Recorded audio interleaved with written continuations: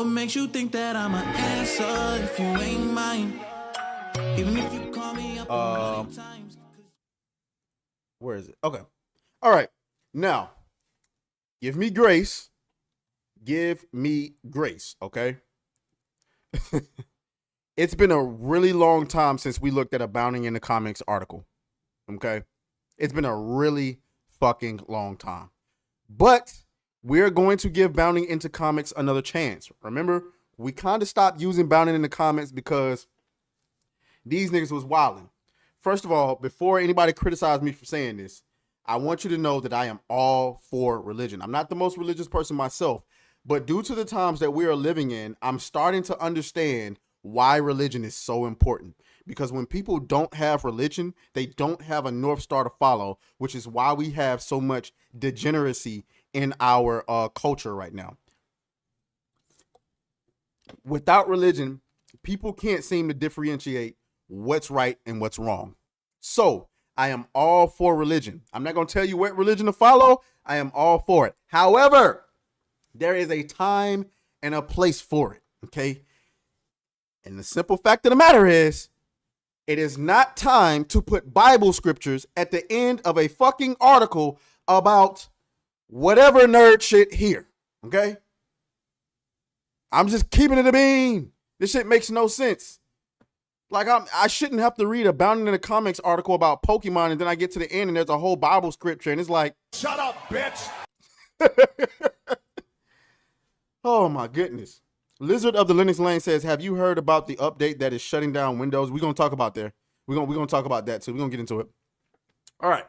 So let's start about it. So the Acolyte showrunner Leslye Headland says fans who want a second season should encourage your friends to watch the show. Recommends telling skeptics don't pay attention to the IMDb score.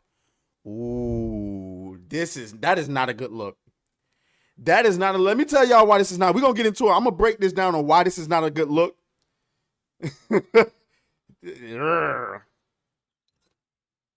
So let's start. Okay. First of all, where's the source? All right. With the disastrous Star Wars series future still uncertain, showrunner Leslye Headland says that online support will be the deciding factor in whether or not the Acolyte receives a second season.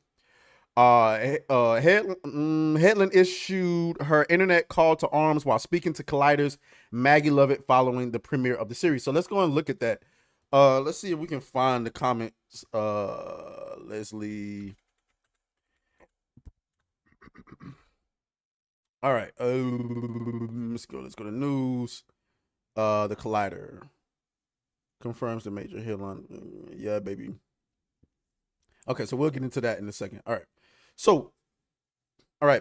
She says, let's go. Asked by her host if there was anything fans could do to help sway the minds at Disney to renew the Acolyte, the showrunner asserted, truly any online support and love you can send the show. So this is not a good look. This is not a good look at all. Okay? Because the truth of the matter is, what successful show has ever had to go and advocate for people to support the show? Don't worry, I'll wait. If the show was really as successful as Disney and company tried to portray it to be when like the first couple of episodes came out, you wouldn't need to do this. But the truth of the matter is, you shouldn't have been talking shit. You should have been talking shit indeed. This show is in trouble, man. People keep saying they think it's going to get a season 2. Why? Why do you think that? It's some people who are jaded. They feel like, oh, well, Disney isn't going to want to let it fail. And they got to make sure it's successful because they talk so much shit. No, they don't. Do y'all know how much money this show costs? They wanted She-Hulk to succeed as well. She-Hulk was supposed to own the chuds. And what did it do? Get canceled, nigga. It got canceled. It's just not, guys, I understand there's some of you who believe in the idea of the agenda, and I believe it too. Just not so much so that I think there are people at the top who are willing to make this stuff happen regardless of the consequences. No, I'm looking at the the people running this and they seeing their pockets getting lighter and they like, bro, we can't continue to do this. We can't continue to do this. They watching this shit happen like, oh, brother, this guy stinks. Oh. I'm just being honest. So let's see. Frostfang says he did it with Bounding in the comics before he left. Oh, you're talking about Trent. Okay. Let's go. Cassie says they will continue to make this slop as long as Star Wars continues to only the discussion space hoping for a hit.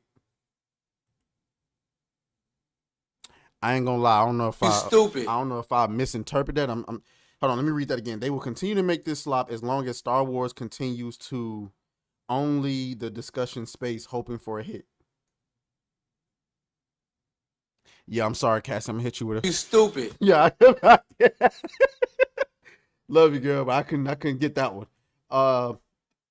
Own the discussion. Okay. There you go. Okay, you got me. All right. Yeah. I think. Well, I don't know if you're right. I mean, if they're willing to let the most profitable IP in television history just completely fold, I guess you could be right. I just happen to believe that eventually somebody's gonna come in and say enough is enough. That's what I believe. Call me naive. Call me I don't know whatever derogatory term you can come up with that talks about that. So anyway. It's a little tricky because of the way the internet works, but if you enjoyed the show and you want to see more of the story, any support that you can give the show on social media platforms would be super helpful. Okay, sorry to let you know, sweetheart, but talking positively about the Acolyte on Twitter is not going to help you. Bitch, you need views. Okay? You need views. You need watch time. You need merchandising sale. I mean, I think that's the biggest thing that nobody's talking about. That is the biggest thing that nobody's talking about. Now, I will admit, there might be a lot of Smilo Ren cosplayers out there. I ain't gonna hold you. In my personal opinion, I think Smilo Ren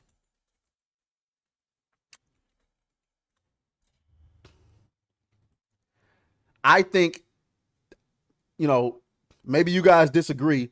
I think this is a dope design for a Sith Lord. The concept of the character may be a little bit ridiculous, but I do think Smilo Ren is a dope design. I could see people walking around with this helmet on. I can see people cosplaying as this. So I will give them credit. Whoever designed this, good job. You know what I'm saying? Unfortunately, the character fails under the pressure of so much ridiculous and terrible writing. You know what I'm saying? And for those, I know there's some people out there like, well, how do you know you didn't watch the show? The thing I love about the internet now is that you can rely on people you trust to tell you what's happening. And when you get somebody like Nerdrotic to review the first episode, and again, you have to trust them, right? You have to trust that what they're saying is the truth. You tell me what the first episode is like, and then boom, you check in or you check out. I know everything that's happened in this show based off of watching other people. And that's another thing. You don't invest in just one person. You go to multiple people, and their stories corroborate one another. Prime example, not only did I watch Nerdrotic's review on this show, but I've also watched Angry Joe's review of this show. And if you know anything about Angry Joe desperately wants to devoid himself of the culture war. So I know when I go and watch an Angry Joe review, I don't expect to hear anything that, oh, it's woke, oh, it's, the MCU or the She Wars or any of that shit. Okay? So when he is saying the same thing Nerdrotic is saying, oh, I know it to be fact. I know it's true. I don't need to watch the show because the people I trust to make an honest assessment of the show who have two different ideologies, their stories corroborate one another. I don't need to watch a show. I already know what happens. It's garbage. It's trash. Okay, let's continue to read. All right, she goes, sending love to the cast too. You've seen what Hayden Christensen went through. He's getting the love now, but give the love now if you enjoyed the performances. Even if you were kind of like whatever on the show, if you enjoyed the performances, get on social media, let them know that you love them or that you support them or that performances was great. Okay, I mean, I suppose, you know what I'm saying? I don't disagree with this. If you like the show, you know, support it by watching it. But you ain't watching it. And that's the thing. That's the thing that's most important. The people who are so vocal and supportive about this show, are you actually watching it? Are you actually watching this show? I don't believe you are. I don't believe you are. Okay? So let's oh, here we go. James OP with 5 gifted memberships. There it is. Might as well dance on them.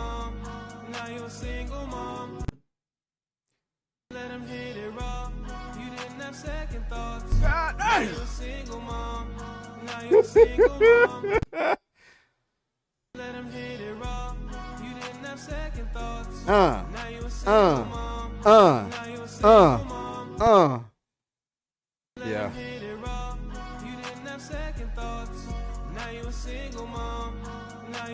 What's going on, Mad Hatter? Noise pollution. The show has been stopped. James OP got sick of listening to me talking about the Acolyte, so he stopped the show. Is that the last one? That's the last one.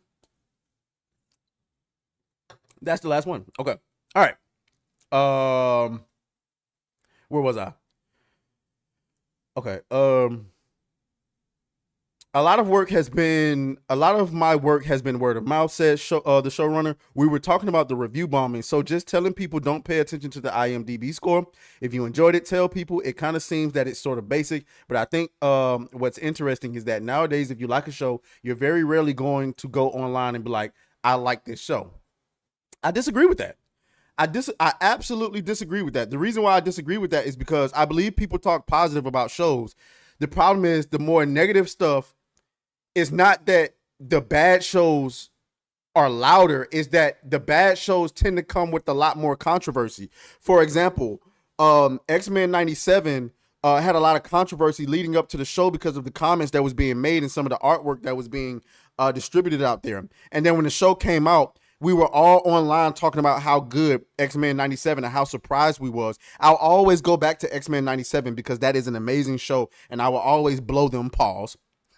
I will always hype them up because they did an absolute amazing job, especially Bo DeMayo.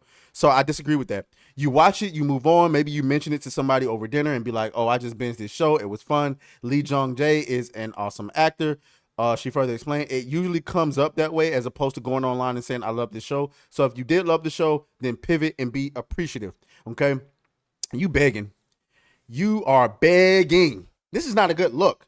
This is supposed to be a show that y'all claimed was so great, doing so well, and here the showrunner is begging people to go out and do the marketing for them. Let me tell you something. This is the way fandom works, and this is why you guys will never win. The way that fandom works, you guys put out a product that aims at a specific audience. The core fans are so big. No. The core fans are so enthusiastic about your product. They want to tell everybody. They want to talk about it. They want to make videos about it. They want to make artwork about it. They want to do anything that keeps them in the world of that product. Talking about art, you know what I'm saying? Or entertainment. The same way when you go and watch a football game, right? And when you go and watch a football game, when your team wins, you want to go out there and celebrate. You at the bar, y'all talking about how good the team is.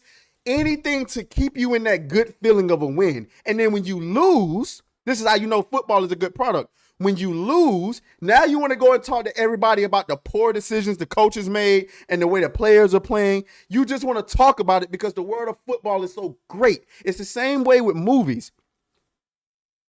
The reason why the WNBA has sucked for so long is because nobody cared to talk about it outside of the games. Now you got Caitlin Clark. And you have Angel Reese, and now everybody wants to talk about it. They're not just watching the games. They watch the game, and then they go and talk to people at the barbershop about it. They go and talk to people at the local grocery store about it. They go and talk to people at the bar about it. That's the way fandom works. So when you take an IP like Star Wars and you disrespect the core audience is going to talk negatively about your product.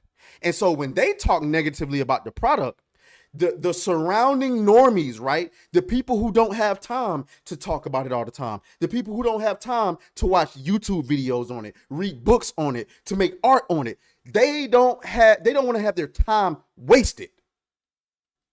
So they come to the hardcore fans, hey, is this really worth my time? And if the hardcore fans are telling them, bitch, no, what do you think they're going to do? They'll go and rewatch Orange is the New Black. They'll go and rewatch Daredevil. I know people that would rather go back and watch Infinity War and Endgame before they watch any of this new Marvel shit, because all of the discourse around it is purely negative.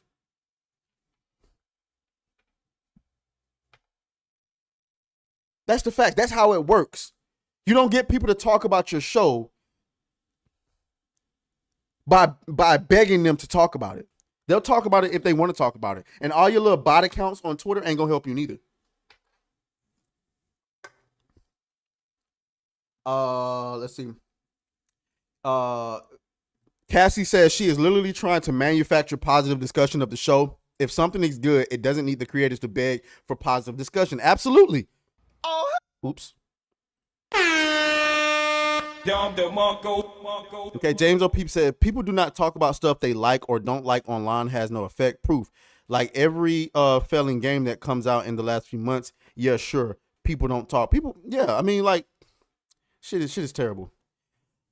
She goes on to say, people have been sending me fun tweets and beautiful artwork and all of the ship comments, and I'm absolutely loving it. I know it's out there, but if you aren't doing it, I would encourage you to do so and support the show. So thank you. And listen, I don't really have a problem with her telling the people who support the, oh shit, I missed the super chat. Baloney Tugboat. Let's go ahead and dance on them. You already know what time it is. With all your bitchin', get back in the kitchen. I'm hungry.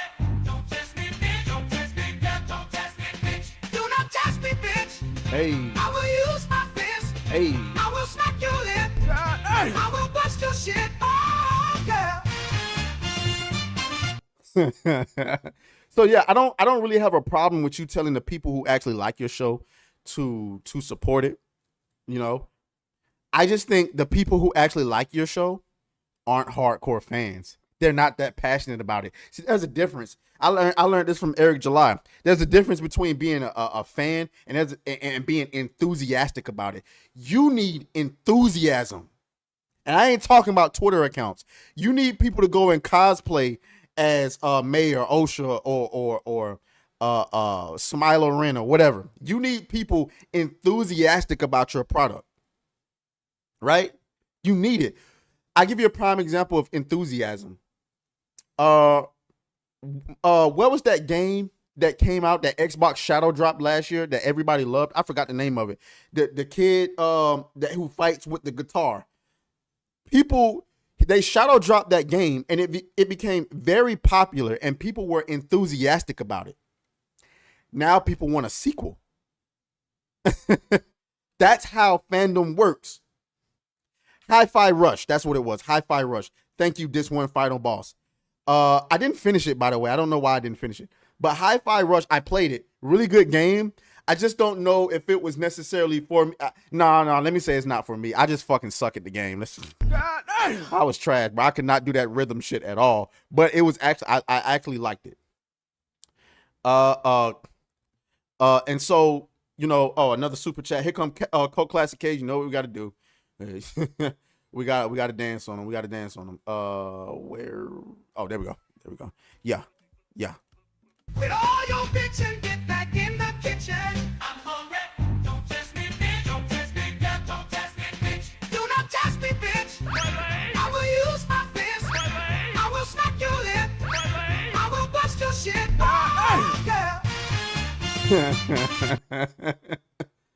Oh boy, she says I'll backflip on a bed of spikes. She says God damn it, what the fuck? You stupid. I'll backflip on a bed of spikes before watching the WNBA. I once said the same thing, but I gotta be honest with you. Watching Caitlin Clark play is really fun, and Angel Reese too. It's just Angel Reese to a lesser degree because she doesn't touch the ball as much as Caitlin Clark does. So Yeah. What's this now? Oh, okay. But yeah, though, where was I? So previously Obi-Wan Kenobi. Oh yeah, we don't need to read about that. So yeah, I mean, listen, I don't think that the Acolyte will be getting the season 2. We like making fun of it for right now, but nobody's gonna be talking about this, next year.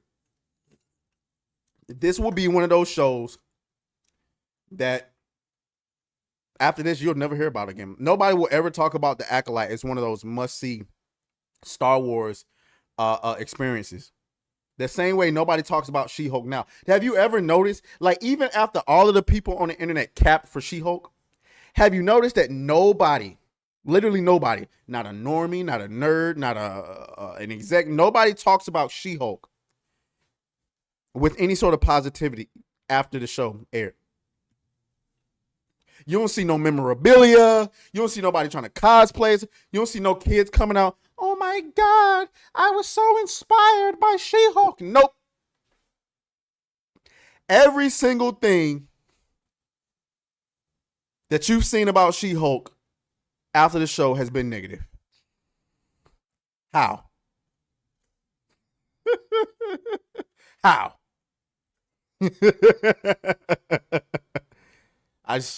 Because it's terrible. It's bad. Fuck you. Oh, fuck you, fuck you. Fuck you, fuck you.